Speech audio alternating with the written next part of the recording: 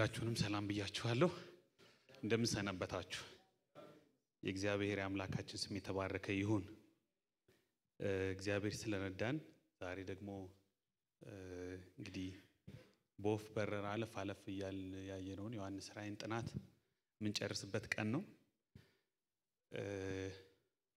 ከኔ ጋር ዛሬ ጨረስን ማለት በግላችሁ ደግሞ ገና ብዙ ምታጠኑት ምትማሩት ነገር እንዳለ ተስፋ አደርጋለሁ በተለይ ደግሞ መጽሐፉ ሩቅና አስፈሪ ሆኖ ብዙ ጊዜ ስለኖረ አሁን እንደ እግዚአብሔር ፍቃድ እንደው አንዳንድ ነገሮችን ገብተን ማግኘት ስለቻለን የበለጠ እግዚአብሔር እንዲያበራልን መጽሐፉ እንዲገልጥልን እመኛለሁ ጸሎቴ የመጨረሻዎቹን ሁለት የመጽሐፍ ቅዱስ ምዕራፎች ነው ዛሬ ማካፈላችሁ ዮሐንስ ራእይ ምዕራፍ 21 እና ምዕራፍ 22 እነዚህ ሁለት ምዕራፎች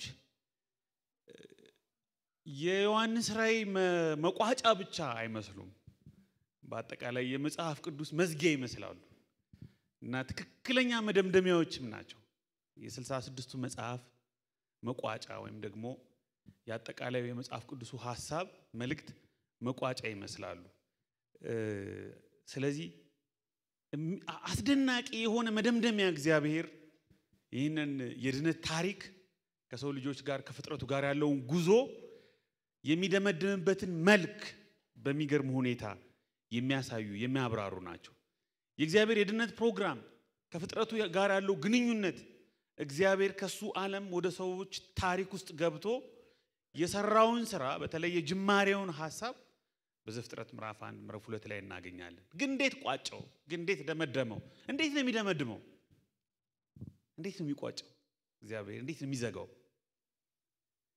ፊት ለፊታችን ምን ይጠብቃል ምን ይቀራል እግዚአብሔር ለትውልዱ ለፍጥረቱ ሁሉ ምን አዘጋጅቷል ሃሌሉያ እኔን ሁለቱን ምዕራፎች ክቡር ፍጻሜ ታላቅ ተስፋ ነው ማለት ክቡር መጠናቀቅ ክቡር ፍጻሜን ያዙ ሁለት ምዕራፎች አስደናቂ ሁለት ምዕራፎች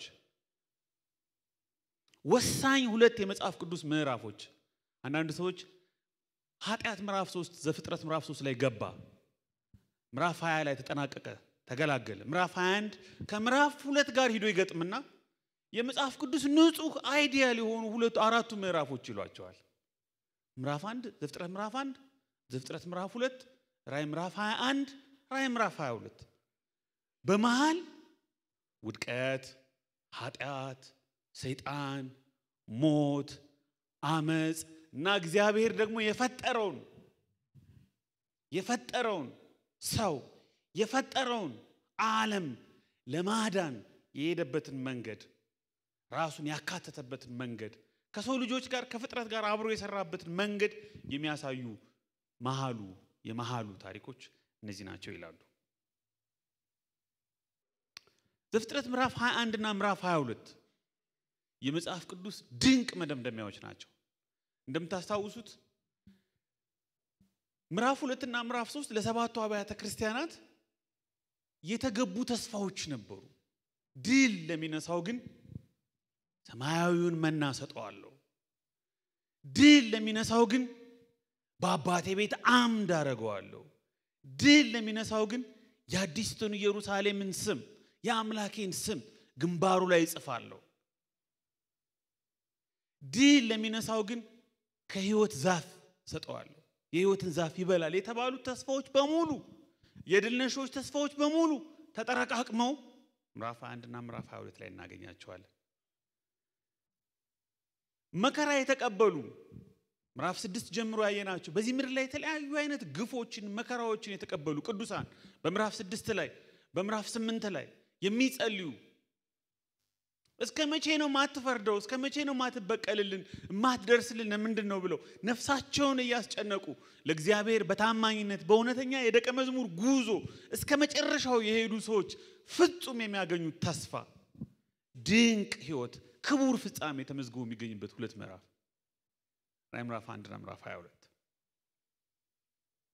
እስኪ ተወሰኑ ቁጥሮች ላንብብላችሁ አዲስ ሰማይንና አዲስ ምድርን አየሁ ሁለተኛውም ሰማይና ፊተኛይቱ ምድር አልፈዋልና ባህርም ወደፊት የለም ቅድስቲቱም ከተማ አዲስቱ ኢየሩሳሌም ለባሏ እንደተሸለመች ሙሽራ ተዘጋጅታ ከሰማይ ከእግዚአብሔር ዘንድ ስትወርዳየው ታላቅም ድምጽ ከሰማይ እነሆ የእግዚአብሔር ድንኳን በሰዎች መካከል ነው ከነርሱም ጋር ያድራል እነርሱም ሕዝቡ ይሆናሉ እግዚአብሔርም እርሱ ራሱ ከነርሱ ጋር ሆኖ አምላካቸው ይሆናል እንባዎችንም ሁሉ ከዓይኖቻቸው ያብሳል ሞትም ከእንግዲህ ወዲህ አይሆንም ሐዘንም ቢሆን ወይም ጩኸት ወይም ስቃይ ከእንግዲህ ወዲህ አይሆንም የቀደመው ሥርዓት አልፏልና ብሎ ሲናገር ሰማው በዙፋኑም የተቀመጠው ቁጥር 5 እነሆ ሁሉን አዲስ አደርጋለሁ አለ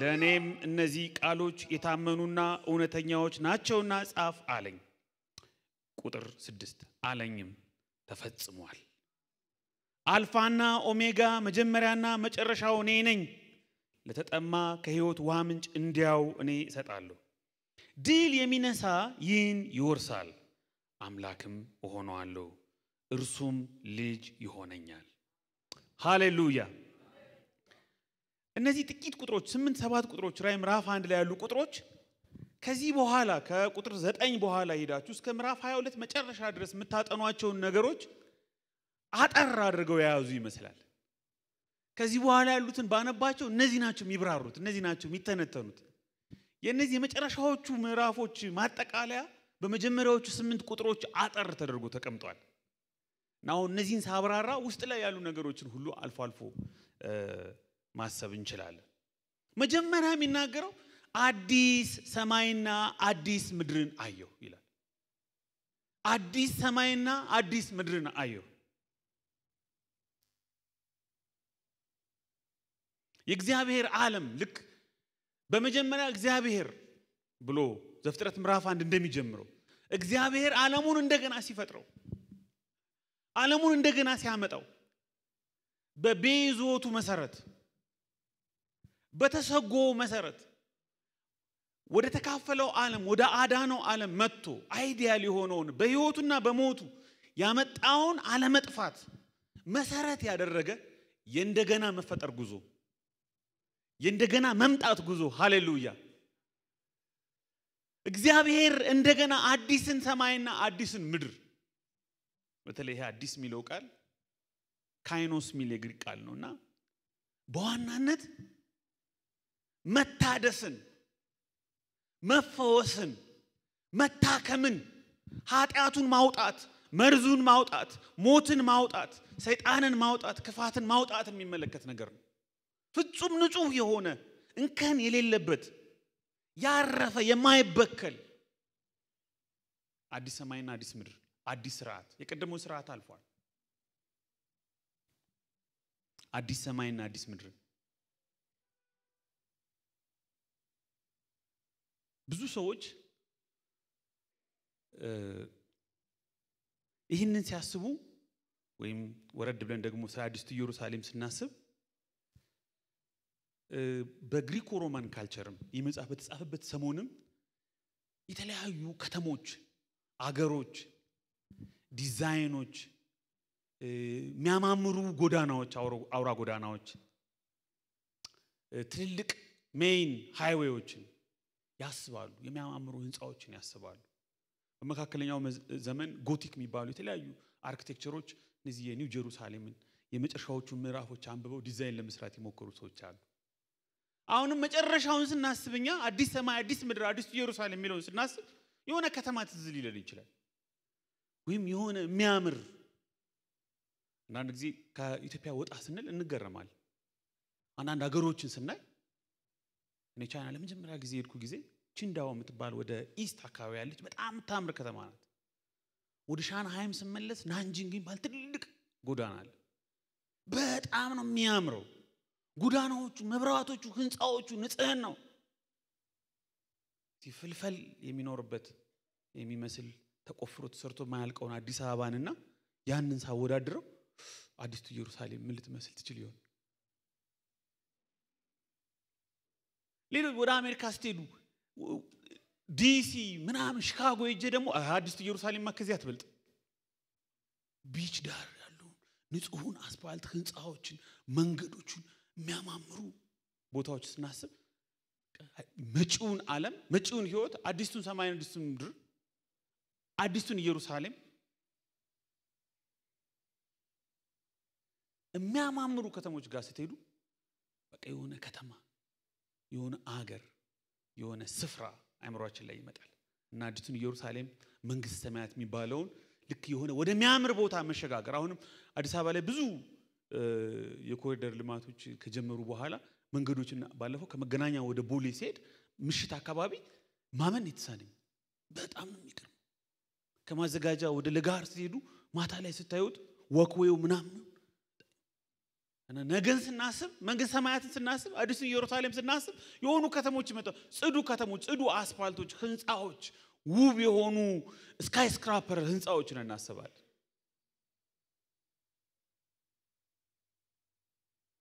እና የሆነ ከተሞች ራሱ ከአዲሱ ኢየሩሳሌም ጋር ትከሻ ለትከሻ የሚለካኩ ይመስላል የሚፎካከሯት ይመስላል የተለያዩ ዲዛይነሮች እና አድሪያን ስሚዝ እና ሮማን ፎስተር እና ዛሃ ሐዲድ እና ራሄል ሻውል እና ለበል እዚህ የሚሰሯቸው የተለያዩ ዲዛይኖችን ስናይ ዋው አዲስ ኢየሩሳሌም ከዚህ በላይ ምን ልትመስል ትችላለች እንደዚህ የሚያምር ከተማ የሚያምር ህንጻ የሚያምር መንገድ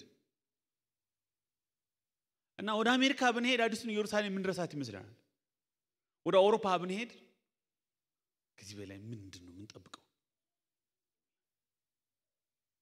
ታዲያ እነዚህ ነገሮች ካልገለጿት አዲሱን ሰማይና አዲሱን ምድር አዲሱን ኢየሩሳሌም በዚህ ምድር ያሉ ካውንተር ፓርትስ ፓሮዲዎች ካልገለጿት እነዚህ አርኪቴክቶች አዲሱን ኢየሩሳሌም የሚመስል ነገር ካላሳዩን ምንድናት እቺ አዲሱ ኢየሩሳሌም አዲሱ ሰማይና አዲሱ ምንድነው የሚመስለው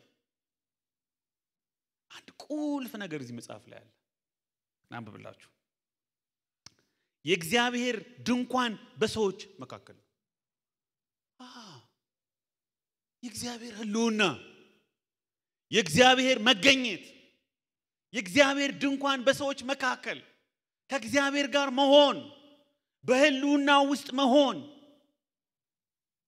አመጽ በሌለበት ሐዘን በሌለበት ጩኸት በሌለበት ሞት በሌለበት ክፋት በሌለበት አሮጌው ስርዓት በሌለበት ሃሌሉያ እነዚህን ከተሞች የባቢሎንን ጉዳይ ስናጠና እንድትነጋገር ነው እነዚህን ህንጻዎች እነዚህን ስርዓቶች እነዚህን መንገዶች ኃጢአት አበላሽቷቸዋል አመጽ አበላሽቷቸዋል ኮራፕትድ ናቸው ሞት አበላሽቷቸዋል ሰይጣን አበላሽቷቸዋል ክፋት አበላሽቷቸዋል እግዚአብሔር ክፋት የሌለበት ሞት የሌለበት ኃጢአት የሌለበት ሰይጣን የሌለበት በፍጹም ህልውን ነው እሱ በሚገኝበት እሱ ከነ ሙሉ ክብሩ በሚያድርበት እሱ በሚያድርበት የእግዚአብሔር ማደር በህዝቡ መካከል መሆን ባለበት ሃሌሉያ ቢያንስ ምን ማስተዋወስ እንችላለን መሰላችሁ ቃል ሥጋ ሆነ እግዚአብሔር ወደ ምድር መጥቶ ሥጋን ለበሰ ተሰጎ ወይም ኢንካርኔሽን የእግዚአብሔር ሰው መሆን እግዚአብሔር በሰዎች መካከል መሆን ልክ የእግዚአብሔር ድምጽ በኤደን ገነት እንደሚመላለሰው በኤደን ገነት ውስጥ እግዚአብሔር ሰውን አምጥቶ ከሱ ጋር ህብረት ማድረግ እንደፈለገና እንደጀመረው አይነት እንቅስቃሴ እግዚአብሔር አምላክ እግዚአብሔር አባት ህዝቡ መካከል ላይ ሆኖ ዘፍጥረት ምዕራፍ 3 ላይ ፌል ያደረገው ይመስል ዘፍጥረት ምዕራፍ 12 ላይ በአንዱ በአብርሃም ህዝብን በስሙ የሚጠራን እስራኤልን ይስሐቅን አምጥቶ በመገናኛው ድንኳን ክብሩን እየገለጠ በኡሚምና በቱሪም ፈቃዱን እየገለጠ ከሰማይ የክብር ደመና በመገናኛው ድንኳን እየወረደ አዎ ይሄ ነው ጥማቴ አዎ ይሄ ነው ፍላጎቴ በህዝቡ መካከል መገኘት ማደር መደኮን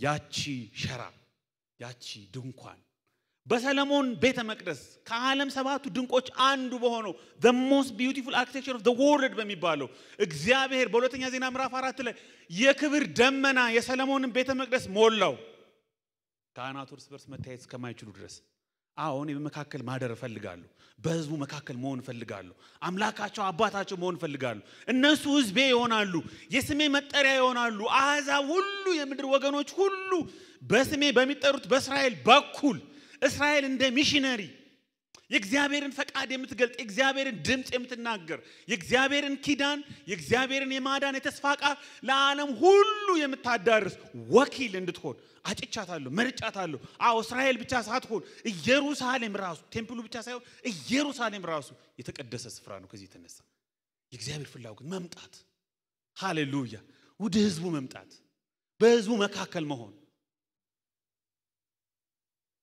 ጭራሽ ዮሐንስ ወንጌል ምዕራፍ 2 ቁጥር 19 ላይ ይቺ ምድር ልትሰማው ልትቋቋመው የማትችለውን ነገር ኢየሱስ ተናገረ ዮሐንስ ወንጌል ምዕራፍ 2 ቁጥር 17 18 19 ሶስቱ ቁጥሮች ላይ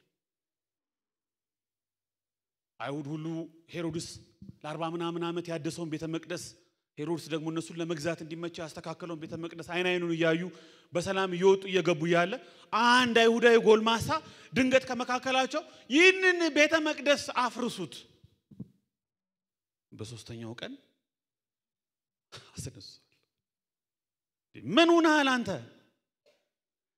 ሄሮድስ ለ46 ዓመት የደከመበትን አንተ በሶስተኛው ቀን ታስነሳዋለህ እንዴ ወንጌላዊ ዮሐንስ ይህንን ስለራሱ ሰውነት ተናገረ ሌላ መቅደስ አለ እግዚአብሔር መጥቷል እግዚአብሔር ሰው ሆኗል ለካ በመካከላችን መቅደሱ አለ the walking temple God himself ወደ ምድር በመካከላችን እኛን ሆኖ እኛን መስሎ መጥቷል አቤት እግዚአብሔር ፍላጎት አቤት እግዚአብሔር ፍቅር አቤት እግዚአብሔር ለህዝቡ ያለው ፍቅር ለካ እግዚአብሔር መጥቷል ለካ ያንን ጉዞውን ያንን ጥማቱን በአካል በመገኘት እኛን በመሆን እኛን በመምሰል እኛ የሆነውን እኛ ያለፍንበት በሙሉ በማለፍ ፍጹም ፍቅሩን በመስቀሉ በመግለጥ የመጨረሻውን ታላቁን ራዕይ ምዕራፍ 22 ላይ የምናገኘውን ታላቁን ተሰጎ ታላቁን ኢንካርኔሽን እግዚአብሔር በህዝቡ መካከል ለዘላለም የሚሆንበትን ታላቁን የእግዚአብሔር በህዝቡ መካከል መሆን ሞዴሉን ለካ ሞዴሉን ኦሬዲ ወደዚህ ምድር መጥቶ ሰው ሆኖ በመካከላችን አድሮ አሳይቶናል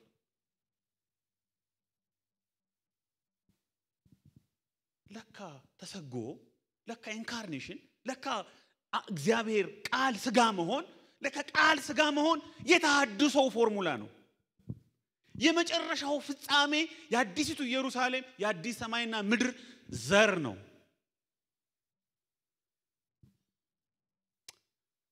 ፍላጎቱን የገለጠበት ህዝብን የዋጀበት የራሱን ኮሚዩኒቲ የራሱን ህዝብ የለየበት ያዳነበትና ወደ መጨረሻው መጠናቀቅ ወደ አዲስቱ ኢየሩሳሌም ወደ አዲሱ ሰማይና ምድር የሚያደርስበትን የድነት መንገድ የቤዞት መንገድ የቀደደበት ነው ሃሌሉያ እኛ ሁላችን ለዛ ቀጠሮ ለዛ ክብር የታጨንበት የክርስቶስ ኢየሱስ ሰው መሆን ወደዚህ ምድር መምጣት በመጨረሻ የእግዚአብሔር ድንኳን በሰዎች መካከል ነው ከነርሱም ጋር ያድራል ለካ ማስ ዲፖርቴሽን አይደለም አንዳንድ ጊዜ መንግስት ሰማያትን ይሁን ሰፈራ ይመስለናል እግዚአብሔር ከዚህ ይሁን አጓጉዞ ይሁን ሀገር ይሁን ቦታ የሚያምር ቦታ ቅድም ያልኳችሁን አይነት ከተሞች ምስል ቦታ ንጹህ አስፋልት ያለበት ያትክልት ስፍራ ያለበት ወንዝ ዳርቻ ያለበት የሚመስል ስፍራ የሚያጓጉዘን የሚያሰፍረን ነገር ይመስለናል ጉዳዩ ስፍራ አይደለም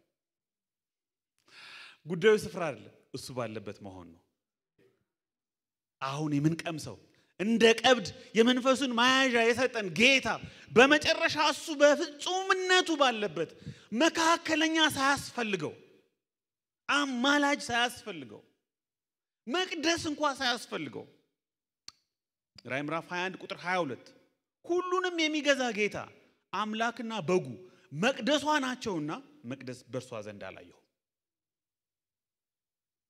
ሌላ መቅደስ ሳያስፈልገው ሌላ መገናኛ ስፍራ ሳያስፈልገው እግዚአብሔር በመጨረሻ ከህዝቡ ጋር ለዘላለም የሚያድርበት የሚኖርበት ስርዓት አዲሱ ስርዓት የሚጠብቀን ስርዓት ታላቁ ተስፋችን ክቡሩ ፍጻሜ ሃሌሉያ እግዚአብሔር ማየት ከሱ ጋር መሆን ሃሌሉያ ዋው ድንቅ ፍጻሜ ነው ክቡር ፍጻሜ ጌታ እናየዋለን ከሱ ጋር እንሆናለን እርሱን እንድንመስል እናውቃለን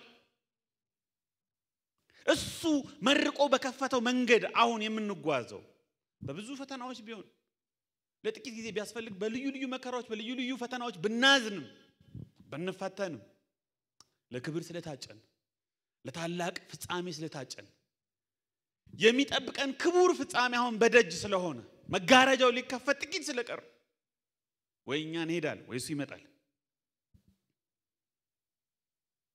ይሄ ነው አዲስ ፍጥረት ነው ማንንም በክርስቶስ ቢሆን ምን ሆኗል አዲስ ፍጥረት ሆኗል የዛን የመጨረሻውን የአዲሱን ማህበረሰብ የአዲሱ ፍጥረት አካል ሆኗል የዛ እጩ ሆኗል የእግዚአብሔር ህልውና ለዚህ መጨረሻውን ስናስብ የእግዚአብሔርን መገኘት የእግዚአብሔርን ህልውና ከእግዚአብሔር ጋር መሆን አሁን እንኳን በልዩ ልዩ መንገድ በመንጸልይበት ጊዜ በመናመልክበት ጊዜ በመንዘምርበት ጊዜ ቃሉን በመናጠና በመንካፈልበት ጊዜ ከመንፈሱ የተነሳ በመንፈሱ በመካከላችን ከመገኘቱ የተነሳ ያው በብዙ ፈተና አይምሮአችን እየተሰረቀ ልባችን ስጋችን እየደከመ በተለያዩ ውጊያ ውስጥ ሆነን እንኳን የምንቀምሰው የመንፈስ ቅዱስ ደስታ የምንቀምሰው የመንፈስ ቅዱስ ሰላም ምን ያህል አንዳንድ ጊዜ ያሰክረናል ምን ያህል ያስደንቀናል ይሄንን ቅምሻ ይሄንን ጥቂት ነገር በመጨረሻ ግን በሙላት በመጨረሻ ግን ምንም ገደብ በሌለበት ምንም ውጊያ በሌለበት ምንም ሐሳብ መሰረቅ በሌለበት በፍጹምነት እግዚአብሔር ባለበት ስፍራ መሆን ነው አዲስ ሰማይ አዲስ ምድር ይሄ ነው አዲስ ሰማይ አዲስ ምድር ይሄ ነው እንደ ታላቁ ተሰጎ ቁጠሩት እንደ ትንሳኤው ቁጠሩት ኢየሱስ በትንሳኤ ያሳየን ሞዴል እኛነታችን አይቀየርም ልዩ ፍጥረት ወይም ሌላ ፍጥረት አንሆንም ፍጥረት ሌላ ነገር ይሆናል ማለት አይደለም እንደው ድራሻችን ጠፍቶ እንደገና ጠፍጥፎ ይሰራናል ማለት አይደለም እግዚአብሔር የፈጠረው ፍጥረት ፍጹም ነው እግዚአብሔር የሰራው ስራ ምንም እንከን የሌለበትም ችግሩ የተፈጠረው በኃጢአት ነው ችግሩ የተፈጠረው በአመጽ ነው ችግሩ የተፈጠረው በሰይጣን ነው እግዚአብሔር ክፉን መርዙን ኃጢአቱን አስወግዶ የፈጠረውን ፍጥረት ለክብር ያበቃዋል ለክብር ያበቃዋል ለታላቅ ደስታ ያበቃዋል ለተፈጠረበት ፍጹሙ ዓላማ ያደርሰዋል ሃሌሉያ እነዚህ ቃሎች የታመኑ ናቸው ይላል እነዚህ ቃሎች ቁጥር 5 እነዚህ ቃሎች የታመኑና እውነተኛዎች ናቸው ይላል ሃሌሉያ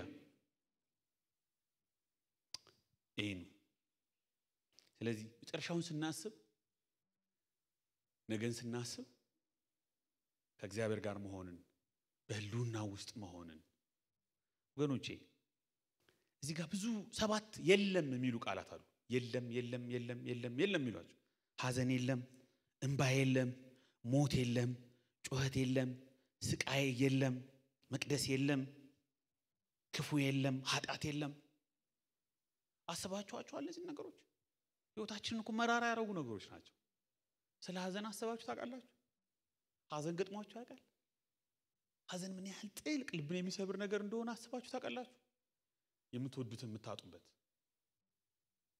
የምትፈልጉት የምታጡበት መለየት ይሄ ዓለም የለም በተባሉ በብዙ ነገሮች የተሞላ በስቃይ የተሞላ በእንባ በጭንቅ የተሞላ በፍርሃት የተሞላ ዓለም ነገር ግን እግዚአብሔር እርሱን ለሚወዱ በሰው ልብ ያልታሰበ በጆሮ ያልተሰማ በአይን ያልታየ ለሚወዳቸው ያዘጋጃቸው አይዲያል የሆኑ ዓለም ላይ ግን እነዚህ ክፋቶች የሉ ሐዘን የለም ሞት የለም የምንወዳቸው የምናጣበት ስፍራ አይደለም እንባዎችን ሁሉ ከአይኖቻቸው ያብሳል ይላል እንባ የለም ጩኸት ስቃይ ሐዘን የለም ድንጋጤ የማይገጥመን ድንጋጤ የለም በሽታ የለም ወርሽኝ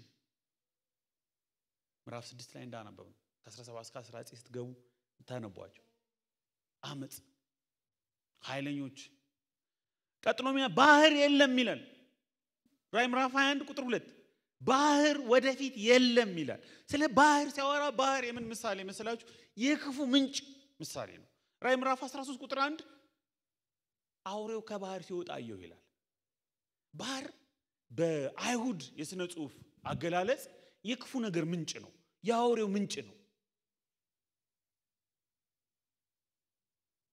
ያውሬው ምንጭ ነው ያውሬው እንደ መኖሪያ ተደርጎ ይቆጠራል በዛ ባህር የለም ውሃ አለ ላንብብላችሁ ራዕይ ምዕራፍ 22 በወንዙም ቁጥር 1 በአደባባዩ መካከል ከእግዚአብሔርና ከበጉ ዙፋን የሚወጣውን እንደ ብርሌ የሚያንጸባርቀውን የሕይወት ውሃ ወንዝ አሳየኝ የሕይወት ውሃ ወንዝ አሳየኝ የሕይወት ውሃ ወንዝ ጥሩ ምሳሌ ነው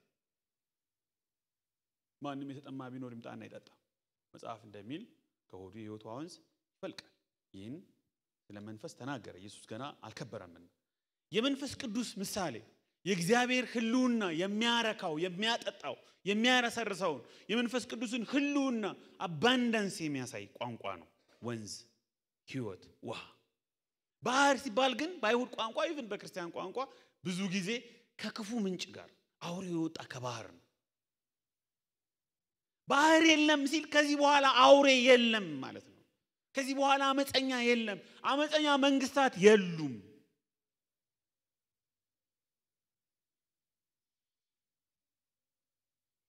ለመጨረሻው የእግዚአብሔር ራት ተዳርገዋል ራዕይ ምዕራፍ 19 ጌታ ዳግም ሲመጣ አንድም መልአክ በፀሐይ ውስጥ ቆሞ አየሁ በሰማይም መካከል ለሚበሩ ወፎች ሁሉ መታችሁ የነገስታትን ስጋና የሻለቃዎችን ስጋ የብርቶችን ስጋ የፈረሰኞችን በእነርሱም የተቀመጡት ስጋ የጌታዎችና የባሪያዎች ታናናሽ ታላቆች ሁሉ ስጋ እንድትበሉ ወደ ታላቁ ወደ እግዚአብሔር ራት ተከማቹ እግዚአብሔር በቁጣው ጌታ በዳግም ምጽአቱ ክፉን በሙሉ ምዕራፍ 19 እና 20 ላይ አስወግዷል ምዕራፍ 21 ላይ ባህር የለም ምዕራፍ 21 ላይ ክፉ ነገስታት የለም ክፉ ሲስተም የለም አመጽ የለም እዚህ አዲስ ፍጥረት መሆን አዲስ ሰማይና አዲስ ምድር በእግዚአብሔር ህልውና ውስጥ መሆን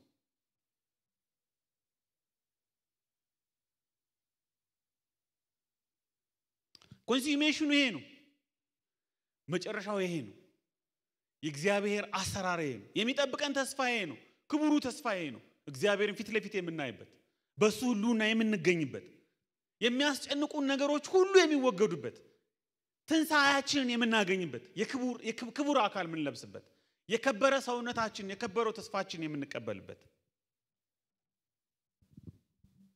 መጨረሻው ይሄ ነው በዛ አመጽ የለም በዛ ኃጢያተኞች የሉም የሚፈሩ የማያምኑ እርኩሳን ነፍሰ ገዳዮች ሴሰኞች አስማተኞች ጣዖትን የሚያመልኩ የሐሰተኞችን ሁሉ እድላቸው በዲን በሳት በሚቃጠል ባህር ነው ይሄው ሁለተኛው ሞት ነው ተወግደዋል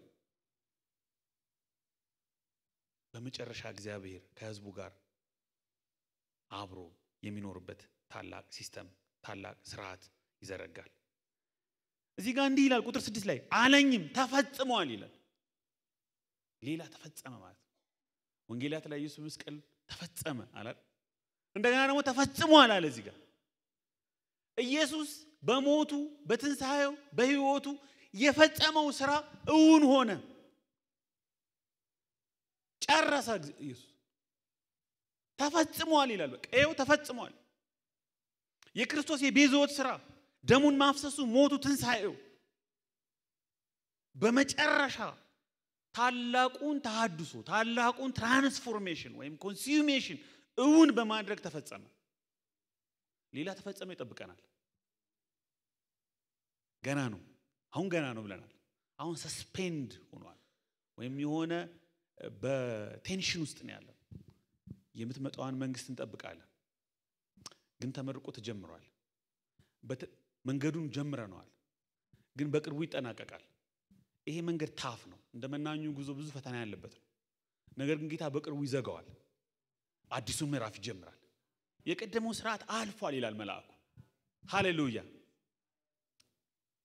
ስለዚህ እናንተ በሰባቱ አብያተ ክርስቲያናት ያላችሁ በኤፌሶን ያላችሁ በፊላደልፊያ ያላችሁ በጴርጋሞን ያላችሁ በመከራ ከነገስታት ጋር ከጣዖት አምልኮ ጋር ከንግዱ ኮረፕሽን ጋር ከክፉ ሰዎች ከአመፀኞች ክፋት ጋር እየታገላችሁ ነፍሳችሁን የምታስጨንቁ በቅድስና እውነተኛ ደቀ መዝሙር ሆናችሁ ለመኖር አውሬውን የምትቃወሙ በጉን የምትከተሉ በከተሞች ያላችሁ በሰባቱ ከተሞች ያላችሁ ሌላ ከተማ ይጠብቃችኋል አይደል አዲስቱ ኢየሩሳሌም የምትባል ከተማ ለባሏ እንደተሸለመች ሙሽራ ያጌጠች የተዋበች ያለንከን የሆነች ቅድስት ከተማ እግዚአብሔር ሰርቶ አበጃጅቶ ያጠናቀቃት ከተማ ራዕይ ምዕራፍ 18 ቁጥር 4 ራዕይ ምዕራፍ 18 ቁጥር 4 ሕዝቤ ሆይ በኃጢአቷ እንዳትተባበሩ ከመቅሰፍቷ እንዳትቀበሉ ከእርሷ ዘንድ ውጡ ይላል። ከባቢሎን ከተማ ውጡ ይላል። ከዚህች ከተማ ውጡ፣ ባቢሎን ከምትባል ከተማ ውጡ። አትመጥናችሁ፣ ለሷ አልተጠራችሁም። ኃጢአት፣ አመጽ፣ ርኩሰት፣ ክፋት የሞላባት ከተማ ናት። አትተባበሩ፣ ከሮም ጋር አትተባበሩ፣ ከኃጢአተኛ መንግስት፣ ከአመፀኛ መንግስታት፣ ከግፈኞች ጋር አትተባበሩ፣ ከጦርነት ጋር አትተባበሩ፣ ከኮረፕሽን ጋር አትተባበሩ፣ ከአመጽ ጋር አትተባበሩ፣ ከግፍ ጋር አትተባበሩ። ይህ ከተማ የምትኖሩበት በኃጢአት የተሞላ በአመጽ የተሞላ ከተማ ለቃችሁ ውጡ ይላል። ጸሐፊዎቹ እንደዚህ ያሉ ይመስላል። እሺ ከዚህ ከተማ ወጥተን የትኛው ከተማ ልንገባ ነው ያሉ ይመስላል። ምዕራፍ 18 ላይ ልክ ምዕራፍ 21 ላይ ሌላ ከተማ ያሳያቸዋል። ብርሃኗ ከሩቅ የሚጣራ ክብሯ ከሩቅ የሚያንጸባርቅ በጽድቅ የተሞላች የእግዚአብሔር ንጹህ ባህሪን የሚያሳዩ በወርቆች የተንቆጠቆጠች በከበሩ ድንጋዮች ምሳሌነት በእግዚአብሔር ሕልውና የተሞላች ኃጢአት ጨለማ የማያሸንፋት የእግዚአብሔር ከተማ አባቶች፣ ሚሽነሪዎች፣ ወንጌላውያን መጨረሻ ሲያንቀላፉ ብርሃን ይታያቸዋል። እንደዚህ አይነት ምስክሮችን አንብቤ አውቃለሁ። ባዮግራፊዎችን ሳነብ ወይኔ ወሰዱኝ አለቀልኝ እያሉ አይደለም የሞቱት። ብርሃን ይታየኛል፣ ሰማይ ይታየኛል፣ ኢየሱስ ይታየኛል፣ ብርሃን ይታየኛል እያሉ ነው የሄዱ። ብርሃኗ ከሩቅ የሚጣራ ሃሌሉያ፣ የብርሃኗ ጸዳል የሚማርክ ዛሬ በሆነ እንደ ጳውሎስ እንደው ብሄድ ለኔማ ብሄድ ይላል። ብኖር ነው ለናንተ ጥቅሙ፣ ለኔማ ጥቅሙ ብሄድ ይሻል። አላፋት ቅዱሳንን ጆይን ባረጋቸው በክብሩ የክብሩን ህይወት ብጀምረው አሁን በዚህ ህይወት አክሰስ የማናደርጋት በዚህ ዓለም በዚህ ስጋ ሆነን አክሰስ አናረጋትም።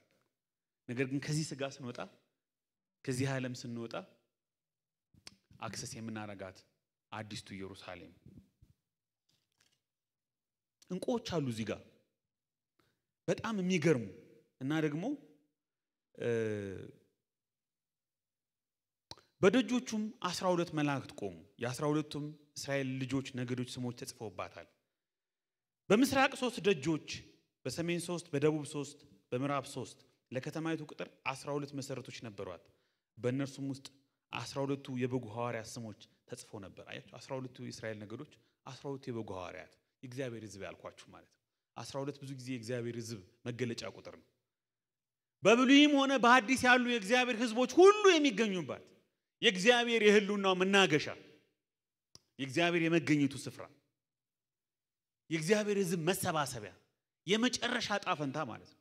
ዴስቲኔሽናችን ናት። ሃሌሉያ። የቤተ ክርስቲያን መጠናቀቅ ናት። አሁን ቤተ ክርስቲያን በዚህ ምድር ላይ ቤተ ክርስቲያን ናት። በብዙ ፈተና የምትዋጋ ነገር ናት። ከእግዚአብሔር ጋር አብሮ ተዋጊ ነን ብያቸዋለሁ። በምስክርነታችን ራዕይ ምዕራፍ 11 እንዋጋለን። በመንፈሳዊ ጦርነቶቻችን ምዕራፍ 12 ላይ ከአውሬው ጋር ከአሰራሩ ጋር እንዋጋለን። ምዕራፍ 13 ላይ ከተለያዩ ተንኮሉ ጋር ሲስተሙ ጋር እንዋጋለን። በመጨረሻ ግን በክርስቶስ መገለጥ ስንጠናቀቅ ሁላችን በመጨረሻዋ ቤታችን ከእግዚአብሔር ጋር ስንሰባሰብ አዲስ ኢየሩሳሌም እንሆናለን። የበጉ ሙሽራ እንባላለን። ቅድስቲቱ ከተማ እንባላለን። ሃሌሉያ። የሁላችን መሰባሰቢያ የእግዚአብሔር ድንቅ ፕሮግራም እዛች አትክልት ስፍራ ላይ ኤደን ገነት ላይ የጀመራት ውጥን በዚህ ሁኔታ ተስፋፍታ በታላቅ ሁኔታ ተጠናቀቃለች። ሃሌሉያ። ጨለማ የምድርም ነገስታት ክብራቸውን ወደ እርሱ ያመጣሉ፣ በዛም ሌሊት ስለሌለ ይላል። ሌሊት የለም፣ ጨለማ የለም፣ በጉ ስለሚያበራ ጨለማና የጨለማ ስራ በሙሉ የለም።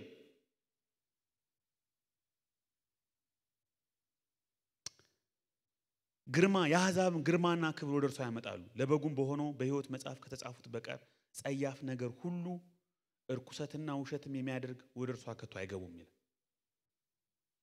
ወደ እርሷ ከቶ አይገቡም። የሕይወት ወንዝ አሳየኝ። በወንዙም ወዲያና ወዲህ በየወሩ እያፈራ 12 ፍሬ የሚሰጥ የሕይወት ዛፍ ነበረ። የዛፉም ቅጠሎች ለሕዝብ መፈወሻ ነበሩ። የሕይወት ዛፍ አያችሁ፣ በነበልባል ሰይፍ በኪሩቤል የተዘጋችው የሕይወት ዛፍ አሁን ተከፈተች። የእግዚአብሔርን ሕይወት ገደብ የሌለውን ለዘላለም የሚያኖረንን እሱን እንድንመስል ያን መልክ እንድንመስል ከክብር ወደ ክብር የሚለውጠን የሱን አቅርቦት ያለምንም መከልከል የምናገኝበት ስፍራ ላይ የሕይወት ዛፍ ተገኘች። የሕይወት ዛፍ ነበረች። የሰው ሁሉ መፈወሻ ነበረች። ከእንግዲህ ወዲህ መርገም ከቶ አይሆንም ይላል። እርግማን የለም። በፍጥረት ምዕራፍ 3 ላይ ያለው እርግማን የለም። መከልከል የለም። መዘጋት የለም። የእግዚአብሔርና የበጉ ዙፋን በእርሷ ውስጥ ይሆናሉ። በፍጹም ሉዓላዊነት ውስጥ እንሆናለን ማለት ነው። በፍጹም ሉዓላዊነት በፍጹም ስልጣኑ የእግዚአብሔር አገዛዝ ብቻ በሰፈነበት። አሁን እንደነገርኳችሁ ሰይጣን አቅመ ደካማ የተደረገ ቢሆንም ውስን የተደረገ ቢሆንም በመስቀሉ ስራ ምክንያት የሰይጣን ማታለልና ተንኮል የተገደበ ቢሆንም ግን አሁንም በፈተና ውስጥ ነው ያለነው። አሁንም ፍጹም የክርስቶስን አገዛዝ የክርስቶስን ሁሉ ሲገዛለት አናይም። ሁሉን አስገዝቶለታል ግን አናይም። ያኔ ግን የክርስቶስ ፍጹም ገዥነት ያለምንም እንከን ያለምንም ችግር በሙላት የሚገለጥና የሚታይበት ሰዓት ነው። ይሄ ነው እንግዲህ ተስፋችን። ሃሌሉያ! ይሄ ነው የክብር ተስፋችን። ይሄ ነው የክርስቲያን ተስፋ። ይሄ ነው የምንኖርበት፣ ይሄ ነው የምናገለግልበት ምክንያት። አሁን ጀምሯል ማለት የሆነ ብዙ ጊዜ መጨረሻውን ዘመን ስናስብ ቅድም እንደነገርኳችሁ ይሄ ቁሳዊውን ዓለም ኢቭን ስጋችንን ሳይቀር እንደ ክፉ የማየት ዝንባሌ አለ። እንደዛ አይደለም። እግዚአብሔር የፈጠረው ነገር ክፉ አይደለም ወይም መጥፎ አይደለም። የብሉይ ኪዳኑ አምላክ መጥፎ አምላክ አይደለም። እንደዛ የሚሉ አሉ። የብሉይ ኪዳኑ አምላክ ጨካኝ አምላክ፣ ክፉ አምላክ፣ በህግ የሚገዛ በማይሰራ ህግ ህዝቡን የሚያሰቃይ አድርገው የሚያስቡ ሰዎች አሉ፣ ክርስቲያኖች ሁሉ። አዲስ ኪዳን ግን በቃ የጸጋ የእምነት የሰላም የድነቱን መንገድ አሰራሩን የቀየረ ይመስለናል። ከዛ ብሉይ ኪዳን ላይ ኃጢአት፣ አመጽ፣ ሰይጣን ስለገባ ይሄን ስጋ እንደሚያጠፋው ሰማይና ምድርን እንደሚያጠፋው እንደሚያስወግደው በክፉ እንደተያዘ ክፉ እንደሆነ የእግዚአብሔር ፍጥረት ክፉ አይደለም። እግዚአብሔር የፈጠረው ነገር መጥፎ አይደለም። መልካም እጅግ መልካም ነው ያለው። ኃጢአት ያበላሸውን ሰይጣን ያበላሸውን አመጽ ያበላሸውን ውድቀት ያበላሸውን ነው የሚያድሰው የሚያስተካክለው። ምን እንደሚመስል አናውቅም፣ መገመት አንችልም። እንደዚሁ እንደማይቀጥል ግን እናውቃለን። ዝም ብሎ ይሄ የምናየውን አይመስልም። የምናየው ዓለም ራሱ እኮ ሰው ብቻ እኮ አይደለም ባይዘው ፍጥረትም እኮ ተጎሳቁሏል። ታውቃላችሁ? የመሬት መንቀጥቀጡ፣ ቮልኬኖ፣ ሄሪኬኑ ምናምን የግሎባል ዋርሚንጉ ሁሉ እኮ ከአመጽ ጋር የሚያያዝ ነገር ነው። ከውድቀት ጋር የሚያያዝ ነገር ነው። የኔቸር ባላንስ ራሱ ተዛብቷል። በኢንዱስትሪያል ሪቮሉሽን በሰዎች ኤክስፕሎቴቲቭ የሆነ አፕሮች ኔቸር ራሱ አቢዩዝ አድርገናል። አመፀኛው ሰው ክፉ ሰው ተፈጥሮን ሳይቀር በዝብዟታል።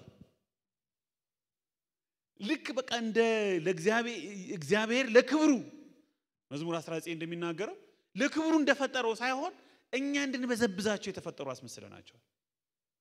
ሰማያት እግዚአብሔርን ክብር እንደሚናገሩ አይደለም የምናስበው። ፍጥረት ሁሉ ስግብግቡ የሰው ልጅ እንደፈለገ አድርጎ አቢዩዝ እንዲያደርገው የተፈጠረ ይመስለናል። እንደዛ አይደለም። ለእግዚአብሔር ክብር የእግዚአብሔርን ኃይል አምላክነቱን ታላቅነቱን ገዥነቱን ከዓለም መፈጠር ጀምሮ በግልጥ ታውቆ እንዲኖር እንዲታይ እንደ ምልክት የሆኑ ናቸው። እግዚአብሔር ፍጥረቱን እንደገና ይደርስለታል።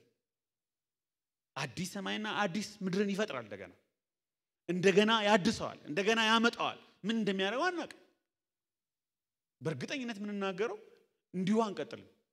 ልክ ጆቫ ዊትነሶች እንደሚሉት ዘመኑ እዚሁ ምድር ላይ አሁን ያለው ምድር ሁኔታ የሆነ አትክልት እየተከልን ምናምን እንጠብቀው የሚመስል አይነት አስተሳሰብ አይደለም። ፍጥረት ራሱ ተጎድቷል። ፍጥረት ራሱ ተጎሳቁሏል። እና እግዚአብሔር ይሄንን ሲያርመው እንደገና ሲያክመው እንደገና ሲፈውሰው እንደገና ሲያድሰው አዲስ ነው የሚፈጥረው አናውቅም። አይ መርዙን ያወጣውና ያስተካክለውና በስልጣኑ ቃል እንደገና ስርዓት ያስይዘውና የሱ ልዩ ክብር የሚገለጥበት ፍጥረት ያደረገው እንደው አናውቅም። አንድ ነገር እናውቃለን፣ ጌታ በመምጣቱ ክፉን ያስወግዳል። ማንኛውም አካል ላይ ያለውን ክፉ ያስወግዳል። ይሄን የሚበሰብሰውን የሚደክመውን ስጋችንን ሳይቀር በትንሳኤው ኃይል ያድሰዋል። እንደገና ክቡርን አካል ይሰጠናል። ለኛ ያደረገውን ለፍጥረቱም ያደርጋል። እንደገና ለክብሩ እንደገና ይፈጥረዋል። ልክ ኤፌሶን ምዕራፍ 2 ቁጥር 10 እንደሚለው መልካሙን ስራ ለማድረግ እንደገና ተፈጠርን እንደሚለው ማለት ነው። ስለዚህ አዲስ ሰማይና አዲስ ምድር የሚለውን አዲስ ፍጥረት የሚለውን ከተሐድሶ ጋር እንደገና እግዚአብሔር መጥቶ ፍጥረቱን ከመቤዠቱ በተሰጎ ስጋን በመልመሱ የጀመረውን ፕሮግራም ይህንን የቤዞቱን ስራ እንደገና ፍጥረቱ ላይ እንደሚገልጠው ማሰብ አለብን። ሁለተኛው ደግሞ በአዲስቱ ኢየሩሳሌም ላይ እንደተገለጠው የእግዚአብሔርን ህልውና እግዚአብሔር ከህዝቡ ጋር ማደሩን በብሉይ ኪዳን እንዳየነው በማደሪያው ድንኳን እንዳየነው በኤደን ገነት እንዳየነው በሰለሞን ቤተ መቅደስ እንዳየነው በኢየሱስ ክርስቶስ እንዳየነው አሁንም በቤተ ክርስቲያን እንዳየነው እግዚአብሔር እንደገና በህልውና ውስጥ ለዘላለም እንድንኖር በክብር ከሱ ጋር እንድንኖር ምንም ገደብ በሌለበት ሰማይና ምድር የሚታረቅበት እግዚአብሔር ከህዝቡ ጋር ለዘላለም የሚሆንበት በህልውናው የምንገኝበት ያንን ታላቅ የተሐድሶ ቀን ታላቅ የእግዚአብሔር መገለጥ ቀን በተስፋ እንጠባበቃለን። የሚጠብቀን ክብር ያ ነው። እንጸልይ። ሃሌሉያ።